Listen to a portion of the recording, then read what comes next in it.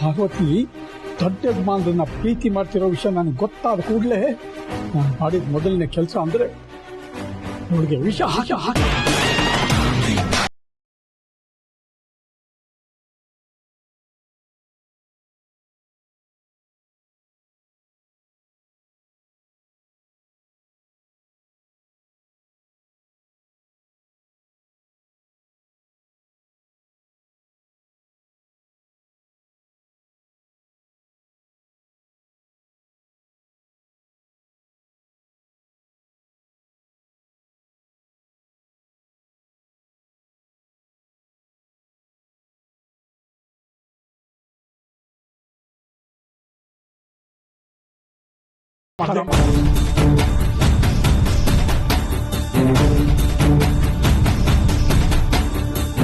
ನಿಮ್ಮ ನಂಬಿಕೆನ ಉಳಿಸ್ಕೊಳ್ಳೋದಕ್ಕೆ ಇದಕ್ಕಿಂತ ಇನ್ನೇನ್ ಮಾಡೋದಕ್ಕೆ ಸಾಧ್ಯ ಆಯ್ತು ನಾನು ಅಮ್ಮೋರೆ.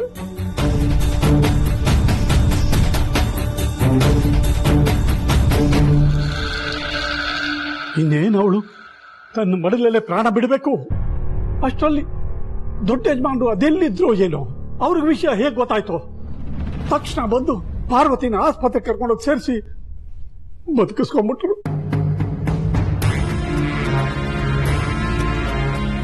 ಆವತ್ತು ಅವರಲ್ಲಿ ಬರ್ದೇ ಇದ್ದಿದ್ರೆ ಇವತ್ತು ಈ ಘಟನೆ ನಡೀತಾ ಇರ್ಲಿಲ್ಲ ಅಮ್ಮವ್ರೆ. ನನ್ ಬೆನ್ನ ಹಿಂದೆ ಇಷ್ಟೆಲ್ಲ ನಡೆದಿದ್ರು ನನಗೆ ಯಾಕೆ ಹೇಳಲಿಲ್ಲ ಹನುಮಂತು? ನಂಬಿಕೆಗೆ ದ್ರೋಹ ಮಾಡಿ ದೊಡ್ಡ ಯಜಮಾನರನ್ನ ಮದುವೆ ಆಗಿದ್ದಾಳೆ ಅಂತ ಗೊತ್ತಾಗಿದ್ದು ನನಗೇ ತಡ್ಕೊಳಕ್ಕಾಗ್ಲಿಲ್ಲ.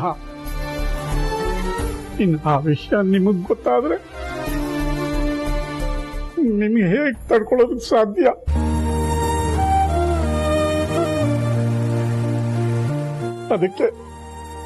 ಅದಕ್ಕೆ ಹೇಳಲಿಲ್ಲ ಅಮ್ಮೋರೆ. ನಾನು ತಪ್ಪು ಮಾಡಿದ್ದೆ. ದಯವಿಟ್ಟು ಕ್ಷಮಿಸ್ಬಿಡಿ ಅಮ್ಮೋರೆ, ಕ್ಷಮಿಸ್ಬಿಡಿ.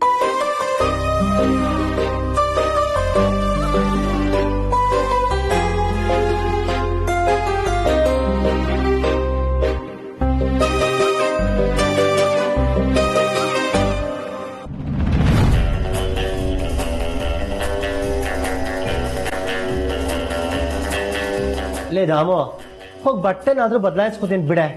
ಯಾಕೆ ಹೀಗೆ ಕೂರಿಸ್ಕೊಂಡಿದ್ಯಾ? ಯಾಕೆ ಅಂದ್ರೆ ನನ್ಗೆ ಇಲ್ದೇ ಇರೋ ಕಾಯಿಲೆನ ಇದೆ ಅಂತ ನೀವೆಲ್ಲ ಸೇರಿ ನಾಟಕ ಮಾಡಿದ್ರಲ್ಲ, ಅದಕ್ಕೆ ಶಿಕ್ಷೆ. ಅಲ್ವೇ ಧಾಮು, ನಾನೆಲ್ಲ ನಿನಗೆ ಕಾಯಿಲೆ ಇದೆ ಅಂತ ಹೇಳ್ದೆ.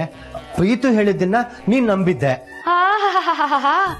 ವರ್ಷದಿಂದ ನಾನು ಹೇಳ್ತಿದ್ದೀನಿ ತಾನೆ ಅವರಿಬ್ಬರ ಮಧ್ಯೆ ಏನೋ ಕುಚು ನಡೀತಾ ಇದೆ ಅಂತ. ಯಾರು ನಂಬಲೇ ಇಲ್ಲ. ಏನಿಲ್ಲ ಆದಿಪಾರು ಮಧ್ಯ ಏನೇನಿಲ್ಲ ಅಂತ ಎಲ್ಲ ಹೇಳಿದ್ರಿ. ಪ್ರೀತು ಬೇರೆ ನಿಮ್ಗೆ ಸಿಂಡ್ರಲ್ಲ ಇದೆ, ಆ ಸ್ಟೇಜ್ ಅಲ್ಲಿ ಇದೆ, ಈ ಸ್ಟೇಜ್ ಅಲ್ಲಿ ಇದೆ, ಫೈನಲ್ ಸ್ಟೇಜ್ ಅಲ್ಲಿ ಇದೆ ಅಂತೆಲ್ಲ ಹೇಳ್ದ. ನೀವ್ ಅದನ್ನ ನಂಬಿದ್ರಿ. ಅಯ್ಯೋ ದೇವ್ರೆ, ನನಗಿಲ್ದೇ ಇರೋ ಕಾಯಿಲೆನ ಇದೆ ಅಂತ ನಾನು ಫುಲ್ ಟೆನ್ಷನ್ ಮಾಡ್ಕೊಂಡು ತಲೆಗೆ ಹಾಕೊಂಡು ನನ್ ಜೀವನನೇ ಬೇಡ ಅಂತ ಅನ್ಕೊಂಡ್ಬಿಟ್ಟಿದ್ದೆ. ಈಗ ಫೈನಲ್ ಏನ್ರಿ ಆಯ್ತು ನೋಡಿದ್ರಲ್ಲ ನೀವೇ ರೀ. ನನ್ ಗಂಡ ಮೋಹನ್ ಈ ದಾಮಿನಿ ವಿಲನ್ ಅಲ್ಲ, ಹೀರೋಯಿನ್. ಯಾವ ಆಂಗಲ್ ಇಂದಾನು ಏನಂದ್ರಿ? ಏನಿಲ್ಲ ಕಣೆ, ಸಾರಿ ಅಂದೆ. ನೀನ್ ಹೀರೋಯಿನ್ ಅಂದ್ಮೇಲೆ ನಾನ್ ತಾನೇ ಹೀರೋ. ನೀವ್ ಯಾವ ಆಂಗಲ್ ಇಂದಾನು ಹೀರೋ ತರ ಎಲ್ಲ ಕಾಣಿಸಲ್ಲ. ನೀವು ಆಂಟಿ ವಿಲನ್ನೇ. ರಾಮು, ಮಾತಾಡುವಾಗ ಪದ ಬಳಕೆ ಸರಿಯಾಗಿ ಮಾಡ್ಕೊಳೆ ಅಲ್ವೇ. ಅದು ಆಂಟಿ ವಿಲನ್ ಅಲ್ಲ, ಆಂಟಿ ವಿಲನ್ ಅಂತ. ಯಾವ್ದೋ ಒಂದು ಒಟ್ನಲ್ಲಿ ನನ್ ಕಣ್ಣಿಗೆ ನೀವೆಲ್ಲರೂ ವಿಲನ್ ಆಗ್ಬಿಟ್ರಿ. ಸಾರಿ ಕಣೆ ದಾಮು, ನೀನು ನಾನು ತಪ್ಪಾಗಿ ತಿಳ್ಕೊಂಡಿದ್ದೆ. ನೀನ್ ನೆನ್ಪಿದ್ಯಾ ಅವತ್ತೊಂದಿನ ನೀನ್ ನನ್ಗೆ ಬೊಂಬೆ ತೋರ್ಸ್ಬಿಟ್ಟು ಕಾಣಿಸ್ತಿದ್ಯಾ ಅಂತ ಕೇಳಿದ್ದೆ. ಹೌದೌದು, ಚೆನ್ನಾಗ್ ನೆನ್ಪಿದೆ. ನನ್ಗೇನು ಕಾಣಿಸ್ತಾ ಇಲ್ಲ ಅಂತ ಹೇಳಿದ್ರಲ್ಲ. ಇಲ್ಲ ದಾಮು, ನಂಗದ್ ಕಾಣಿಸ್ತಿತ್ತು.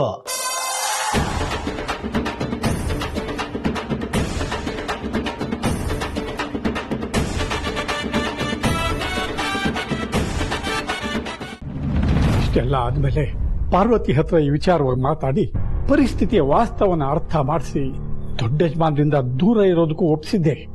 ಅವಳು ಕೂಡ ಒಪ್ಕೊಂಡಿದ್ಲು. ಯಾವ ಕಾರಣಕ್ಕೂ ಅಮ್ಮನವ್ರಿಗೆ ಮೋಸ ಮಾಡಬಾರ್ದು ಅಂತ ಭಾಷೆನೂ ತಗೊಂಡೆ. ಅದಕ್ಕೋಸ್ಕರ ಅವಳು ತನ್ನ ಪ್ರೀತಿನ ತ್ಯಾಗ ಮಾಡೋದಕ್ಕೂ ಸಿದ್ಧವಾದ್ಲು. ಆದರೆ ಅವಳು ಹೀಗೆ ಮದುವೆ ಆಗ್ತಾಳೆ ಅಂತ ಒಂದು ಸಣ್ಣ ಸುಳಿವು ಕೂಡ ನನಗೆ ಗೊತ್ತಾಗ್ಲಿಲ್ಲ. ಅದಕ್ಕೆ ನಾನು ಹೇಳಿದೆ, ಸುಮ್ಮನಾಗ್ಬಿಟ್ಟೆ ಅಮ್ಮವ್ರೆ.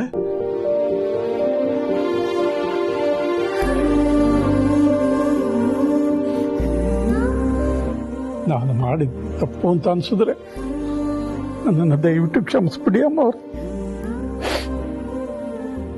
ನನ್ನ ಮಗಳಿಂದ ನಿಮಗೆ ತುಂಬಾ ಅನ್ಯಾಯ ಆಗಿದೆ. ಇದನ್ನೆಲ್ಲ ಹೇಗೆ ಸರಿಪಡಿಸ್ಬೇಕು ನನಗೆ ಗೊತ್ತಿಲ್ಲ. ಬೇರೆ ಏನ್ ಮಾಡೋದಕ್ಕೂ ತೋಚ್ತಿಲ್ಲ. ಅದಕ್ಕೆ ಎಲ್ಲಾದ್ರೂ ದೂರ ದೂರ ಹೊಟ್ಟೋಗೋಣ ಅಂತ ನಿರ್ಧಾರ ಮಾಡಿದ್ದೀನಿ. ದಯವಿಟ್ಟು ನನ್ನ ಕಳಿಸ್ಕೊಟ್ಬಿಡಿ ಅಮ್ಮವ್ರೆ.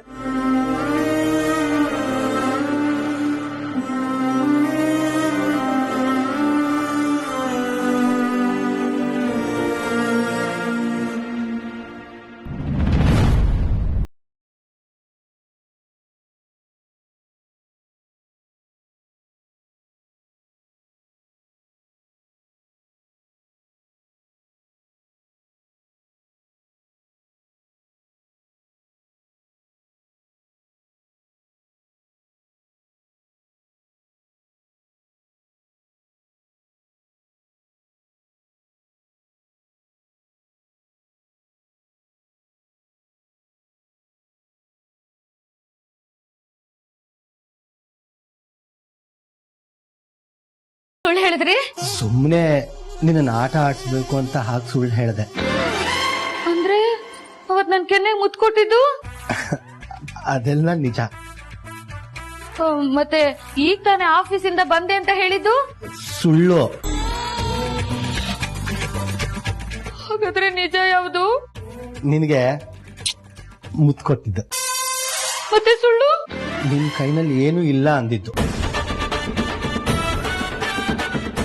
ನಿಮ್ ಜನ್ಮಕ್ಕೆ ಆ ಮನೆ ಕೆಲಸದವಳು ಈ ಮನೆ ಸೊಸೆ ಆಗ್ಬಾರ್ದು ಅಂತ ನಾನು ಎಷ್ಟೆಲ್ಲಾ ಪ್ರಯತ್ನ ಪಟ್ಟೆ. ನಿನಗೆ ಸಿಂಡ್ರಲ ಕಾಯಿಲೆ ಇದೆ, ಮಣ್ಣಿದೆ, ಮಸಿ ಇದೆ ಅಂತ ಸುಳ್ಳಿನ ಕಥೆ ಕಟ್ಟಿ ನನ್ನನ್ನ ಮಾನಸಿಕವಾಗಿ ಕುಗ್ಗೋ ಹಾಗೆ ಮಾಡಿದ್ರಿ. ಈಗ ನನ್ಗೆ ಕಾಯಿಲೆ ಇಲ್ಲ ಅಂತ ಖುಷಿ ಪಡ್ಲಾ ಅಥವಾ ಆ ಕೆಲಸದವಳು ಈ ಮನೆ ಸೊಸೆ ಆದ್ಲು ಅಂತ ದುಃಖ ಪಡ್ಲಾ? ಅಯ್ಯೋ ಅಯ್ಯೋ ದೇವ್ರೆ, ಈಗ ನಮ್ಮ ಆದಿತ್ಯ ಅಕ್ಕನ ಮುಂದೆನೆ ಅವಳಿಗೆ ತಾಳಿ ಕಟ್ಟಿದಾನೆ ಅಂದ್ರೆ ಅವಳಿ ಅರಸನ ಕೋಟೆಗೆ ಸೊಸೆ. ಹೋಗ್ಲಿ ಬಿಡದಾಮೋ, ನಮ್ ಆದಿ ಹಣೆಯಲ್ಲಿ ಪಾರ್ವತಿನೇ ಹೆಂಡತಿಯಾಗಿ ಬರ್ಬೇಕು ಅಂತ ಬರ್ದಿತ್ತು ಅನ್ಸುತ್ತೆ. ಅದನ್ನ ತಪ್ಸಕ್ ನಾವ್ಯಾರು? ಎಲ್ಲ ವಿಧಿ ಲಿಖಿತ ಕಣೆ. ಆಯ್ತಾಯ್ತು, ಅವಳು ಆದಿ ಹತ್ರ ತಾಳಿ ಕಟ್ಟಿಸ್ಕೊಂಡು ಅವನಿಗೆ ಹೆಂಡತಿ ಆಗಿರ್ಬೋದು. ಆದ್ರೆ ಈ ಅರಸನ್ ಕೋಟೆಗೆ ಅಖಿಲಕ್ಕನ್ಗೆ ಯಾವತ್ತೂ ಸೊಸೆ ಆಗಕ್ಕಾಗಲ್ಲ, ಸಾಧ್ಯನೇ ಇಲ್ಲ ಬಿಡಿ. ಆದ್ರೆ ನಾನ್ ಮೊದ್ಲಿನ ತರ ಅವಳನ್ನ ಲೇ ಹೋಗೆ ಬಾರೆ ಮುಸ್ರೆ ತಿಕ್ಕೋಳೆ ಅಂತ ದರ್ಪದಿಂದ ಮಾತಾಡ್ಸಕ್ಕಾಗಲ್ವಲ್ಲ ರೀ. ಈ ಹಿಂದೆ ಮಾತಾಡಿರೋದನ್ನೆಲ್ಲ ಅವಳು ನೆನ್ಪಿಟ್ಕೊಂಡು ನನ್ ಮೇಲೆ ದ್ವೇಷ ಸಾಧಿಸಿದ್ರೆ ಆ ಭಗವಂತ ಹೆಣ್ಮಕ್ಳಿಗೆ ಯಾಕೆ ಇಷ್ಟೊಂದು ಹೊಟ್ಟೆ ಕಿಚ್ಚು ಕೊಟ್ಟ ಅನ್ನೋದೇ ನಂಗೆ ಅರ್ಥ ಆಗ್ತಿಲ್ಲ ಕಣೆ.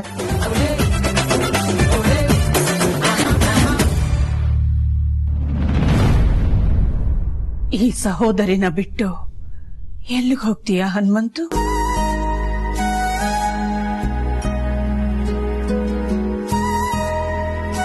ನಿನಗೆ ನನ್ನ ತಮ್ಮನ ಸ್ಥಾನ ಕೊಟ್ಟಿದ್ದೀನಿ. ತಮ್ಮನ್ನ ನಾನು ಹೇಗ್ ದೂರ ಮಾಡ್ಕೊಳ್ಳಿ? ಹನುಮಂತು, ಪ್ರಪಂಚದಲ್ಲಿ ನಿನ್ನಂಥವರು ಇರ್ತಾರ?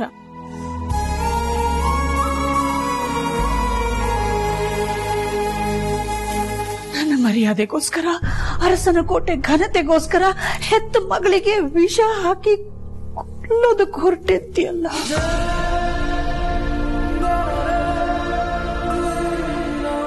ಹನುಮಂತು, ನಿನ್ನ ಸ್ಥಾನದಲ್ಲಿ ನಾನೇ ಇದ್ದಿದ್ರು ನನ್ನಿಂದ ಈ ಕೆಲಸ ಮಾಡಕ್ ಆಗ್ತಿರ್ಲಿಲ್ಲ.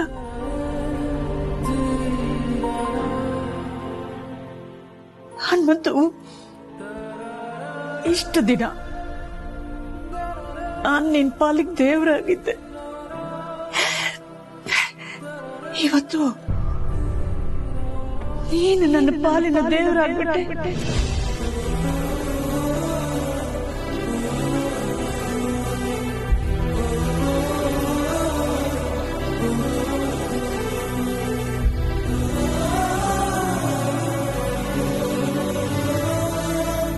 ಅರಸನ ಕೋಟೆ ಬಗ್ಗೆ ಇಷ್ಟೊಂದು ಅಭಿಮಾನ ಇಟ್ಕೊಂಡಿರುವ ನಿನಗೆ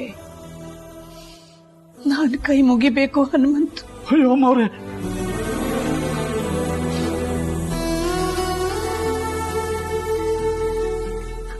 ಹನುಮಂತು, ನಿಯತ್ತಿಗೆ ಇನ್ನೊಂದು ಹೆಸರೇ ಹನುಮಂತು ಅನ್ನೋದನ್ನ ಮತ್ತೆ ಸಾಬೀತುಪಡಿಸ್ಬಿಟ್ಟೆ. ಹನುಮಂತು, ನೀನು ನನ್ ಜೊತೆ ಇರೋದು ನನಗೆ ಬಹಳ ದೊಡ್ಡ ಹೆಮ್ಮೆ ಹನುಮಂತು, ದೊಡ್ಡ ಹೆಮ್ಮೆ.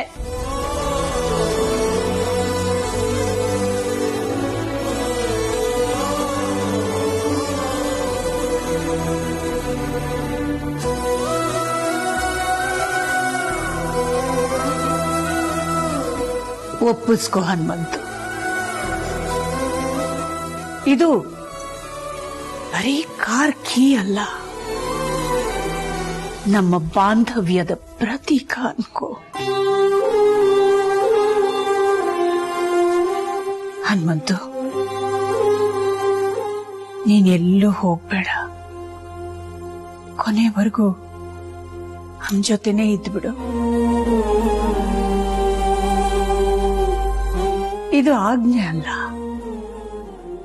ಕೋರಿಕೆ ಅಂತ ತಿಳ್ಕೊ. ಇಲ್ಲ ಅಮ್ಮವ್ರೆ, ನೀವು ಆಜ್ಞೆನೆ ಮಾಡಬೇಕು. ಈ ಬಡಪಾಯಿಗೆ ನೀವು ಕೋರಿಕೆ ಮಾಡೋದಾ? ಈಗ ಮಾಡು ಅಂತ ಒಂದು ಮಾತು ಹೇಳಿ ಸಾಕು, ಸಾಯೋವರೆಗೂ ನಿಮ್ ಸೇವೆ ಮಾಡ್ಕೊಂಡಿದ್ದು ಬಿಡ್ತೀನಿ. ದೇವರ ಸೇವೆ ಮಾಡೋದಕ್ಕಿಂತ ಪುಣ್ಯ ಬೇಕಾ ನನಗೆ?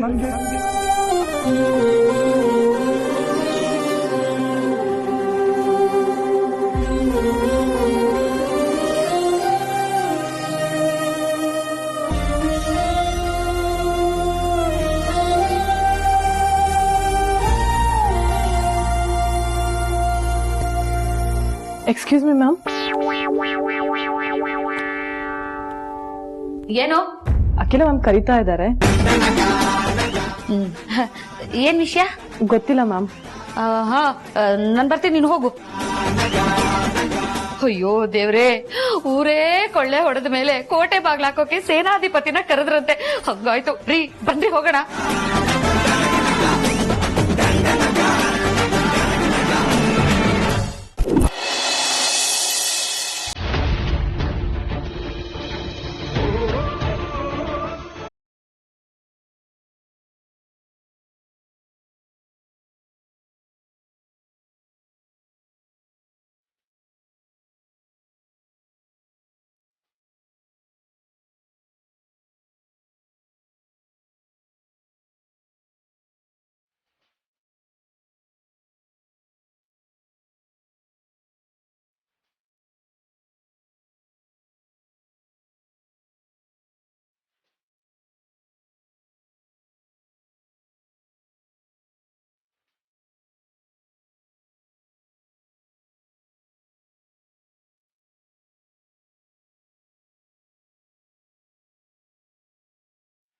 ಪಾರ್ವತಿ ಅವರೇ, ನಿಮ್ಮನ್ನ ಈ ಮನೆ ತುಂಬಿಸ್ಕೊಳ್ಳೋದಕ್ಕೆ ಏನೇನ್ ಬೇಕೋ ಎಲ್ಲ ರೆಡಿ ಮಾಡ್ಕೊಂಡು ಬರ್ತೀನಿ. ಬೇಡ, ಅಖಿಲಮ್ಮನ್ ವಿರುದ್ಧವಾಗಿ ಮತ್ತೆ ಏನೋ ನಡೀತು. ಇವಾಗ ಈ ಮನೆ ಬಾಗ್ಲಿಗೆ ಬಂದಿದೀವಿ. ಅಖಿಲಮ್ಮ ಮಾತ್ರ ಅಲ್ಲ, ಬೇರೆ ಯಾರೂ ಕಾಣ್ತಾ ಇಲ್ಲ.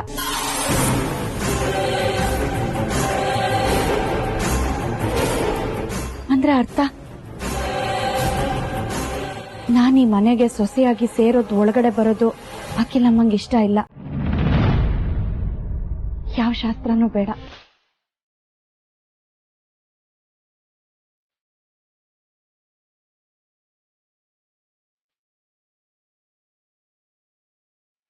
ಯೋಚನೆ ಮಾಡಬೇಡ ಪಾರು. ಶಾಸ್ತ್ರಗಳೆಲ್ಲ ಇಲ್ಲ ಅಂದ್ರು ಅಮ್ಮ ನಿನ್ನ ಸೊಸೆ ಅಂತ ಒಪ್ಕೊಳ್ಳಿಲ್ಲ ಅಂದ್ರು ನೀ ನನ್ನ ಹೆಂಡ್ತೀನಿ.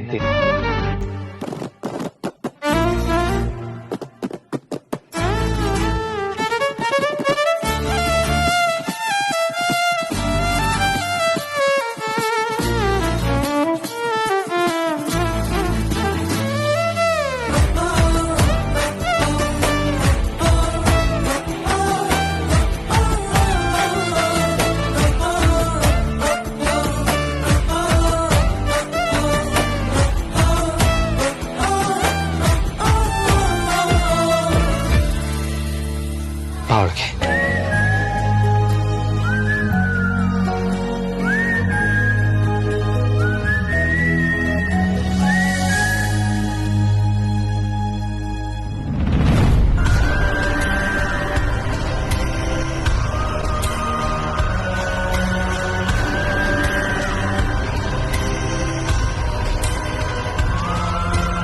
ನಿಂತ್ಕೊಳ್ಳಿ.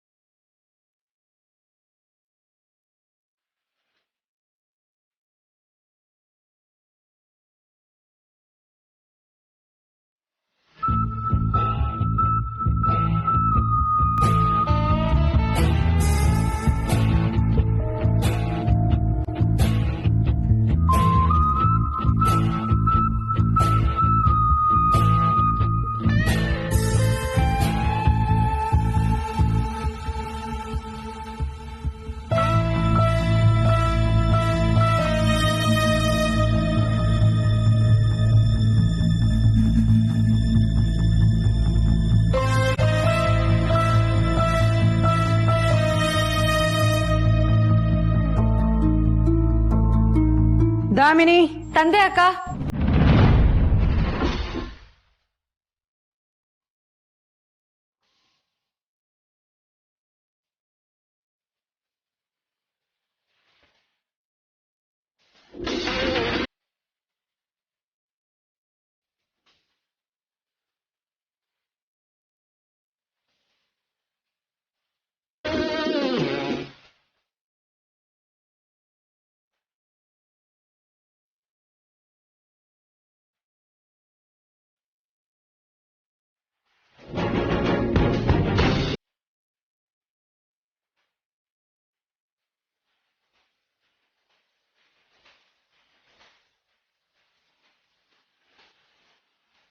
ಅಕ್ಕ,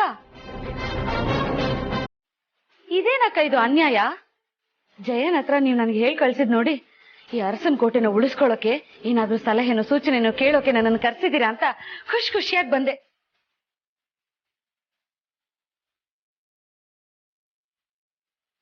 ಇಲ್ಲಿ ನೋಡಿದ್ರೆ ಈ ಮನೆ ಕೆಲಸದೊಳನ ಮನೆ ತುಂಬಿಸ್ಕೊಳಕ್ ಕರ್ಸಿದೀರಾ.